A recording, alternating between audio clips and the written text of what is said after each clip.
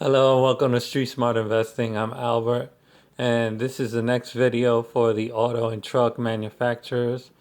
As you can see, on number 11, I have added that to the list. It was in my previous video, but I re-added it because I didn't have time to explain it, and I thought I'd clean it up, and it looked better anyway in this video.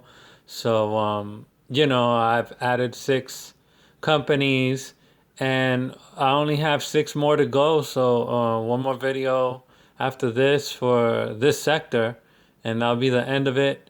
I'm still looking to add different types of videos. I just haven't decided yet in the format and what kind of info. Again, it's going to be very short, but useful information like always. Simple and effective. So let's begin with the first company, KNDI. The positives on this company, they have a lot of volume at 1.93 million. Earnings per share is at 0.13, as you can see up top. PE ratio is at 48, really, really high. Debt is at 36%, pretty good. The chart's holding up on the technical analysis. I couldn't give a chart to write down here, but that's the only shorthanded note that I have, and it's at $6.20. I want to refresh the info that these prices and some of this info is from yesterday, which was Tuesday. So it might be a little different from today, but again, still accurate. So there you have it. I put a check on that one, and that was the only company out of the whole list that seemed like a good pick to add to a watch list. Next up, number 12, FCAU.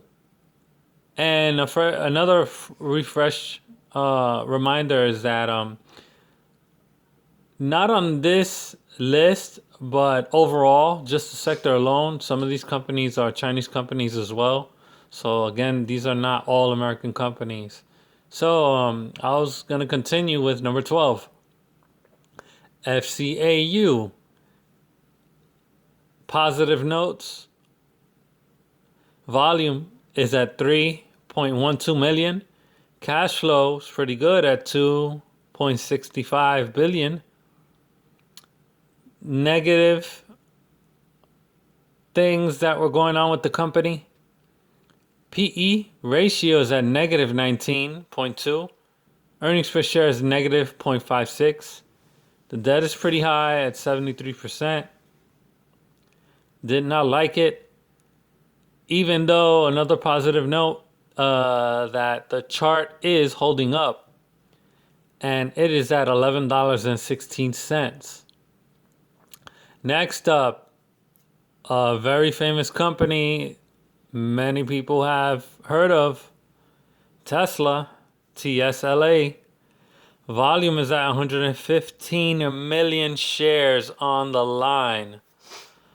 That's insane. That's a lot of movement. So a lot of ups and downs with that company. They have just received a stock split. I believe it's a 4-1, and as you can see, it's looking bearish. And they just sold off after the stock split, which was like not even a week ago. So cash flow is at 2.5 billion. The PE ratio is just insane. I've never seen a PE ratio like this. 5,235 for the PE ratio. I mean, these are insane numbers. It's just, this has got to be one of the most overvalued companies, because the earnings for sure don't even match, even though the earnings are, 0.07. So they are earning. The earnings might change just because there's so many shares. And again, just with them making money as well. The book value, it looked pretty good yesterday, which I don't know, it's just weird. The book value showed that it was undervalued, but the PE ratio shows that it was overvalued. So, I mean, it's weird. It's just really, really weird because it shows me one perspective that it's undervalued and then the other one's over. So, from a $330.21 share price, yeah, I would say it's still pretty overvalued, slightly. So the negative things on this is the debt at 70%, and they again I said that they received a stock split and they lost momentum on the chart this whole week, and it's been a tech sector sell off.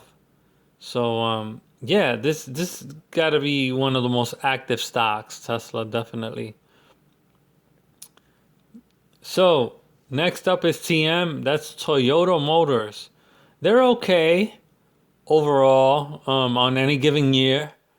They do pay dividends. I forgot, I didn't write the percentage and the dividend yields and all that.